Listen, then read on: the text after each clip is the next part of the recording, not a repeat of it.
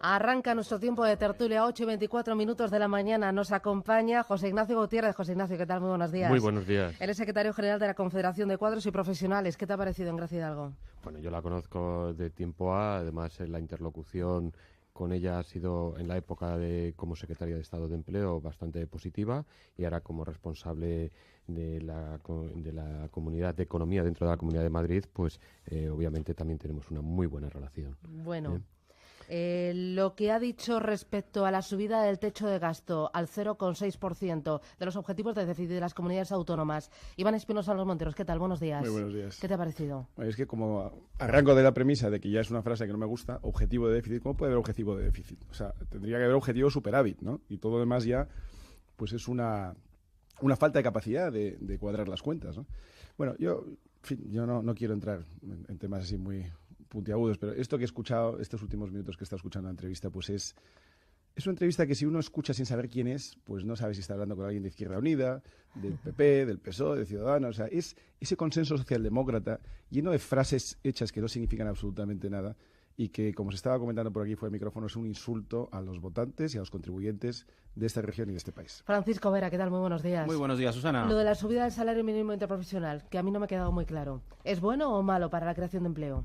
¿Puedo limitar la entrada de puestos la entrada de gente, sobre todo con poca formación, al mercado laboral? Hombre, es que me parece que la pregunta es obvia. O sea, cualquier introducción de costes estructurales en todas las empresas es una traba para la creación de empleo, es una traba para los beneficios, es una traba para la reinversión, es una traba para el funcionamiento, es poner más palos a las ruedas, pero es obvia la pregunta. Bueno, os veo con muchas ganas y muy guerreros. Vamos a hablar del salario mínimo interprofesional, del Consejo de Política Fiscal Financiera, el techo de gasto y los objetivos de déficit marcados para las comunidades autónomas. Me interesa también impuestos, bebidas alcohólicas y bebidas azucaradas. ¿Qué más? Esa inversión, Cardis. Hoy es un día muy triste, doña Susana. Hoy es un día muy triste. Bueno, no me digas nada, no me digas. Publicidad hacia la bota, me lo conté. Me muestro optimista, ¿no? Sí. Sobre todo suficientemente optimista a pocas horas ya de celebrar el Consejo de Política Fiscal y Financiera, ¿no? Yo creo que llegaremos a un acuerdo. Nuestra intención es ir a este tipo de encuentros, que son encuentros institucionales, formales, con la mejor voluntad de convencer, pero al mismo tiempo de ser convencidos.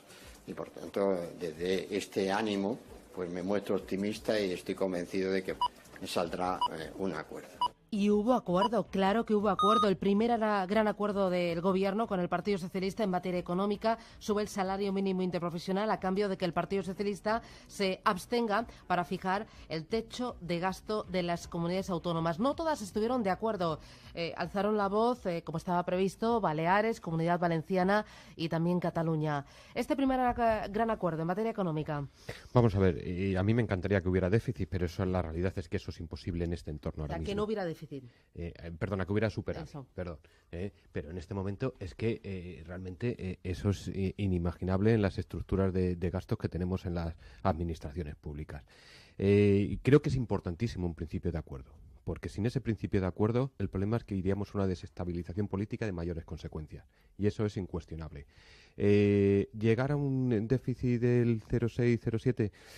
Bueno, a mí también me parece excesivo pasar de 0,3 al 0,6-0,7, pero era el precio político y esa es la cuestión, ¿no? Entonces estamos en una primera fase que es estabilizar el gobierno existente y estabilizar la política en España. A partir de ahí, ¿es factible un mejor desarrollo de la economía que pueda aumentar los ingresos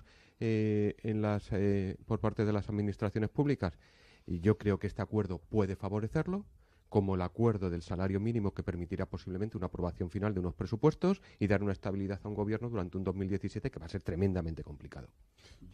Yo si me perdonáis, eso es como lo de las catilinarias, ¿no? El quos que tandem catilina butere patientia nostra. O sea, ¿hasta cuándo vamos a aguantar eso? O sea, fijaos la técnica y la estrategia de negociación. El Partido Socialista dice, tenemos que aumentar el gasto, tenemos que permitir tal... para poder pactar, el Partido Popular le concede esa petición para que realmente ellos en su casa puedan vender esa capacidad negociadora y por el otro lado, como contrapartida a esa petición, el Partido Popular le carga a las empresas con un coste en sus estructuras. Vamos a ver. A mí me parece que cuando se negocia se pretende llegar a puntos de encuentro en los que hay cesión por las dos partes. ¿Dónde está la cesión por parte del Partido Socialista y dónde está, por el otro lado, la del Partido Popular? El Partido Socialista se lleva el gato al agua y el Partido Popular castiga a, entre comillas, los suyos, aquellos que, en principio, podrían estar más por la labor de apoyar al Partido Popular. O sea, estratégicamente yo creo que es un poco duro. ¿Que hay que llegar a acuerdos? De acuerdo, pero en estas condiciones eso no sé si es un acuerdo. Será un acuerdo político, pero no para el país. Iván y después José Ignacio, que le veo poner caras. Es que José Ignacio estaba diciendo cosas que son premisas en las que se basa este acuerdo y en las que yo no estoy de acuerdo. A ver, me encanta. Que esto es bueno porque da estabilidad al gobierno. Bueno, que dé estabilidad al gobierno es bueno para este gobierno en concreto. Es decir, eso no es necesariamente bueno para España. Yo hubiera preferido pues un no pacto en el que simplemente se prorrogan los presupuestos del año anterior. Porque es que ha dicho otra cosa José Ignacio en la que sí estoy de acuerdo, que es que no se puede evitar el déficit con la estructura de gasto actual. Claro, con la estructura de gasto actual. Es que lo que tenemos que cambiar es la estructura de gasto actual. Es que lo que no se puede sostener es un Estado en el que tenemos una serie de políticos a nivel estatal, municipal, autonómico, que están inflando la burbuja de gasto político. No estoy hablando de pagar enfermeras, médicos, bomberos, policías, maestros. Estoy hablando de la pura burbuja política, que es absolutamente innecesaria. Mire, este domingo el señor Renzi, que es socialista y que yo no soy un gran defensor de sus ideas, pero el señor Renzi está proponiendo una estructura profunda del Estado adicional a la que acometió a los 5 días de llegar al poder hace ahora un par de años, en la que va reduciendo gasto, va desmontando el papel de políticos, va echando a la calle, como él dijo en un tuit muy famoso, a ciertos políticos que por primera vez en su vida busquen un empleo. Es decir, tenemos que empezar a darnos cuenta de que efectivamente esta estructura de gasto es insostenible, pero en vez de buscar cómo podemos recaudar más dinero de las empresas, de las familias, de los individuos, lo que hay que mirar es cómo podemos reducir este gasto político absolutamente innecesario. Entonces, hoy es un mal día para la libertad. Hoy es el día en el que el gobierno, por ponerse de acuerdo con el PSOE, sube las cotizaciones máximas de la Seguridad Social, saca 9.500 millones de euros de la hucha de las pensiones, pacta una subida del 8% en el salario mínimo, impidiendo el acceso al mercado laboral de muchos jóvenes que de esta manera jamás llegarán. Cede ante el PSOE y se da una décima más de déficit ante las comunidades autónomas. Creo que no has entendido la consejera. La consejera te lo ha explicado muy bien. No la has entendido. Vamos, es muy duro. Es que es muy duro. Y que nos digan que esto es bueno para España. Es que ¿cómo va a ser bueno para España? ¿Será bueno para el PP? Comparto completamente que el objetivo tiene que ser la reducción de los gastos estructurales de las administraciones públicas. Pero para eso es necesario un acuerdo de Estado y de política. Pero no lo he visto. Eso es incuestionable. Sí. En lo que se ponen acuerdos en gastar más de tu dinero, no reducir más de su propio coste. Para eso siempre hay a costa de los mismos. Siempre hay consenso. Para llegar a esos acuerdos de reducciones de gastos debíamos pasar incluso por una modificación constitucional en muchos aspectos. Y para eso hay que llegar a acuerdos políticos. Y los primeros acuerdos políticos son los inmediatos. ¿Cuáles son los inmediatos? Unos presupuestos para el 2017, que además tiene que cumplir unas obligaciones que nos imponen desde Bruselas. Y tenemos que ir paso a paso. Pero eso se puede hacer perfectamente reduciendo el gasto, no subiendo los ingresos. José Ignacio, si detrás de este acuerdo, ¿cuánto tiempo quieres? 15 días, 6 meses. En el próximo año, si yo veo una reducción acordada por el PP y por el PSOE de la estructura de gasto político, si yo veo que se mete en un recorte por fin después de 10 años de recortes a los ciudadanos, pero se mete en el recorte ellos, te daría la razón. Pero es que llevo 10 años viendo que no lo están haciendo. ¿Para cuándo la reforma de la administración? Es muy diferente. ¿Para cuándo la reforma de la administración? Es muy diferente. Es que, a ver, el gasto, las partidas de gastos importantes, efectivamente, son pensiones, etcétera, etcétera. Sí, son sociales, básicamente. Sí, más del 60%. Pero descontadas esas, hay muchas partidas de gasto corriente en las que se nos van ingentes cantidades. Se nos va, ¿para cuándo una reforma de la administración pública, del número de funcionarios, de servicios públicos adaptados a la digitalización, a la modernidad, al futuro de este país que realmente tenemos que tener? Tenemos una administración lenta, burocrática, antigua, rancia. Excepto en un sitio. Excepto en un sitio. Hacienda es lo más eficiente de España. Bueno, pero también así debe ser. No del todo. No del todo. Así debe ser. Es necesaria más. Me interesa. ¿Me podéis explicar? O sea, quiero solo 2 titulares. Con el tema del salario mínimo interprofesional, esa subida que se ha pactado, ¿qué efectos puede tener en el mercado laboral español? Empieza tú, Francisco. A ver, quiero un titular solo, porque me quiero ir a publicidad y quiero ir con lo del tema de las bebidas subida y con lo de Cardis. Ralentiza las posibilidades de crecimiento de este país. Los más débiles se quedan fuera. Yo no comparto esa idea. Básicamente, ¿cuál es el gran problema? Y además, no solamente dicho por los interlocutores sociales españoles, sino por todos los analistas. El gran problema que tiene España es la capacidad, la disposición de renta. Cuanto mayor sea la retribución, dentro acorde también de las posibilidades empresariales que hay, que siempre hemos dicho que tiene que ir ligado, mayor será el aumento, porque el Producto Interior Bruto español está basado en el consumo, básicamente. Pero es que, José Ignacio, es que el 9% está dentro de las posibilidades de los empresarios. ¿Quién ha decidido que está dentro de las posibilidades de empresarios? ¿De qué empresarios? ¿De los de dónde? ¿De los de qué sector? O sea, es que no tiene ningún sentido que dos políticos se pongan de acuerdo sobre qué puede pagar un empresario. Es que es un intrusismo cada vez mayor en la vida privada de las personas y de las empresas. Minutos, llegamos a las 9. Quiero el tema de la subida de impuestos, bebidas espirituosas, bebidas azucaradas, lo de la limitación de los pagos en efectivo a 1.000 euros también, y luego quiero que me contéis lo de Cardis. Porque esta empresa viene aquí y no pide nada, ¿no? No pide ni cambios en la ley, ni ayudas, ni subvenciones, que yo sepa. Publicidad y me lo contáis. Was very important to us is also how many jobs this project would create. In total, we expect to have about 56,000 jobs when this project is fully developed. Es la compañía norteamericana Cordis, quiere crear en Torres de la Alameda, muy cerca del aeropuerto de Barajas, un gran centro de ocio. Dice que va a generar 57.000 empleos, va a invertir 2.200 millones de euros y el plazo de ejecución entre 18 y 24 meses. Dice que no pide ni ayudas públicas ni también cambios en la ley. Esto es una muy buena noticia, ¿no, Iván? Yo creo que esta es la gran noticia económica de la semana. Hay que dar las gracias de que los señores de Cordis no sepan leer la prensa española o no sepan mucho español, porque claro, cuando uno escucha a personas como la consejera de Economía esta mañana o lee ciertas medidas de la muy socialista Cristina Cifuentes, pues se le quitan las ganas de invertir. Pero en fin, han decidido invertir. Yo creo que es una noticia extraordinaria y claro, te dice, no piden nada. Claro, es que no piden nada, pero ya está la consejera diciendo, bueno, habrá que estudiar si es sostenible. Oiga, ¿a usted qué más le da si esto es sostenible? Oiga, ¿y si quieren tirar 2.200 millones de euros porque tienen el deseo de regar con esa inversión a Madrid y luego tirarla que no sea sostenible? ¿Usted eso lo va a impedir? O sea, es que ya la mentalidad de arranque de la administración pública, estudiar si es sostenible. Oiga, déjese usted si es sostenible o no. ¿Cumple normativa? Sí o no. Por cierto, simplifiquemos normativa. Pero en fin, la normativa que hay la cumple, sí o no, ese es su papel. Usted no tiene que dar ni una ayuda, ni tiene que opinar si es sostenible, ni tiene que ver si va a crear... Hombre, si crea empleo, mejor para todos nosotros, pero usted no puede condicionar la concesión de licencias a que le parezca sostenible o no le parezca sostenible. Es una extraordinaria noticia a pesar del gobierno que tenemos. No, a mí me parece tremendamente importante porque primero han comprado los terrenos, han invertido y después han anunciado el proyecto. Esto es lo que hace realmente un empresario cuando realmente quiere desarrollar un proyecto. Es que primero se asegura, primero conoce el mercado, segundo asegura la normativa, tercero inicia el proceso de inversión y cuando tiene ya consolidados los pilares de su inversión lo hace pública, ¿no? Yo creo que es otra forma diferente, ¿no?, de realizar la inversión.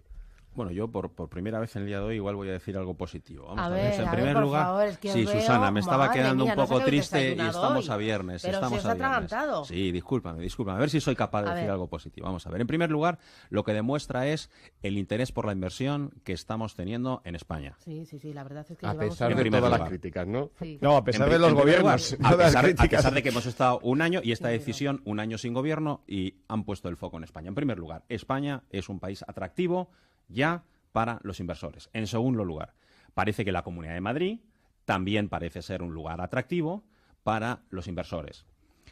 Y en tercer lugar, creo que el hecho de que parezca que las administraciones públicas, porque cuando ya hacen pública esta intención es porque se entiende que las administraciones públicas involucradas o que deben involucrarse en el proyecto parece que tienen que tener cierta sintonía, porque si no, difícil, eso también es una buena noticia, porque hasta ahora ha habido ciertas dificultades en ponerse de acuerdo las distintas administraciones involucradas en los proyectos urbanísticos, tanto de la ciudad como de la comunidad. Bueno, parece que las cosas andan. Enseguida vamos con Italia, que me interesa, pero a modo de titular, porque ya llevamos contándolo durante toda la semana, lo que pasa que hoy es un día muy importante para ver si lo aprueba el Consejo de Ministros. El tema de los pagos en efectivo, limitar esos pagos en efectivo a 1.000 euros, y ahora son de 2.500, ¿creéis que es una medida acertada para luchar contra el fraude? Titular. Otro atraco más a la libertad de los ciudadanos. El primero ya fue limitar la cantidad con la que se puede pagar a 2.500, que no entiendo por qué se puede limitar. Es decir, si el dinero o es legal o no es legal. En principio es legal en todos los países del mundo. Si es legal, no hay por qué limitarlo. Y limitarlo primero a 2.500. Ya lo criticamos aquí en su día. Y hoy a 1000 es un atraco más en la privacidad y en la libertad de los individuos. José Ignacio. A mí me parece una medida acertada en tanto en cuanto que lo que se busca es evitar el fraude fiscal precisamente en las pequeñas operaciones y creo que va además en la sintonía de todas las políticas que se están implantando en la Unión Europea. ¿Quiere eso decir que los culpables del fraude fiscal son el ciudadano que como mucho lleva 1.000 euros en el bolsillo? O sea, a partir de ahí, cuando estamos hablando de cientos de millones, miles de millones, no puede haber operaciones fraudulentas, ni de blanqueo, ni de etcétera, etcétera. Bueno, no lo sé. Vamos a ver, pero yo creo que ese tipo de medidas son más de cara a la galería que realmente de lucha efectiva contra el fraude. No, nada de cara a la galería. Esto va al control del individuo. Me interesa también subir impuestos a bebidas espirituosas y alcohólicas. Alcohólicas, espirituosas y azucaradas. Doña Susana, usted solo pone aquí... Claro, es que luego dice que la tertulia es negativa. Pero fíjese que viernes negro, doña Susana. Necrológicas, por favor. Yo las cuento. Claro. A mí no me gustan, y yo comparto con mis contertulios, no me gustan los impuestos, aquello que pueda restringir el negocio. Llana y sencillamente, yo entiendo al gobierno que tiene que aumentar la recaudación y busca donde menos daños haga, pero además no puedo justificar un impuesto en base a defender la salud. Yo creo que ahí nos equivocamos. Lo que pasa es que hay que recaudar 8.000 millones de más y han buscado donde menos daño se hace. Pero vuelvo a lo mismo. ¿Por qué recaudar 8.000 millones de más en vez de gastar 8.000 millones de menos? Es que estamos siempre ya asumiendo que no se puede gastar menos.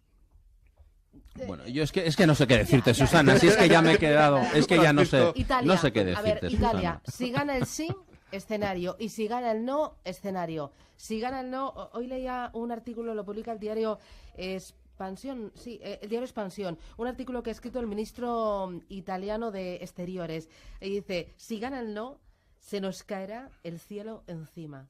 ¿Puede ser tan dramática la situación para Italia y para Europa? Sí. Yo precisamente la semana pasada estaba en París y en Bruselas con mis colegas, tanto de la SIDA, los dirigentes italianos, como con los diferentes cuadros y mandos europeos. Y en principio íbamos a hablar de América, pero el foco se puso precisamente en Italia. Desestabilizar Italia sería un problema. Yo creo que Renzi ha cometido un exceso, y ya lo vimos en Cameron, que era ligar su futuro y el futuro político de su gobierno a un referéndum. Es importantísimo la reforma institucional, y hay que analizarla, es muy importante, pero no se puede desestabilizar un partido ligando. Tú pierdes un referéndum, bueno, pues ya ni sencillamente analizas el futuro, pero no debes ligar una estabilidad de gobierno a un referéndum que creo que además es tremendamente equitativo en este momento, la proporción de italianos hacia sí y hacia el no, con lo cual no va a haber un gran castigo. ¿Y si gana el sí, podría haber una excesiva y peligrosa concentración de poder, Iván? Vamos a ver, lo que es excesivo y peligroso es la burbuja de gasto público en la que estamos metidos. Y en Italia ha llegado un socialista, nada menos, y se ha dado cuenta, como digo, a los 5 días de llegar ya adoptó ciertas medidas que reestructuraban el tamaño del Estado de una manera impensable hasta ese momento. Llegó con un cierto capital político que se puso a gastar inmediatamente.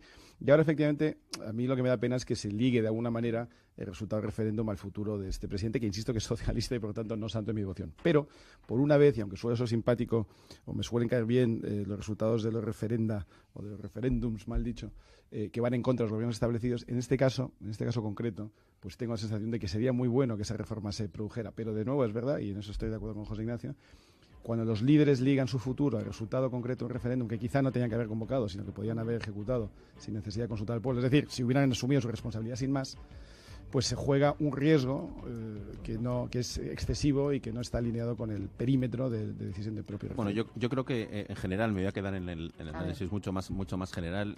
Creo que en Europa tenemos constituciones escritas, los anglosajones no tienen eso, por lo tanto no sirven de restricción para los avances sociales, políticos, etcétera. Creo que en Europa es verdad que nuestras constituciones ya tienen una mayoría de edad que en muchos casos nos obligan a tenerlas que revisar, adaptarlas al futuro para poder competir en unos mercados globales como estamos ahora, y hay que afrontar esas reformas constitucionales, pero con debates serios, también ciertamente pidiéndole a la gente a los ciudadanos que participen de todos esos procesos, porque sin esa participación y sin esa asunción conjunta entre poder político y ciudadanía no es posible avanzar en todos esos proyectos.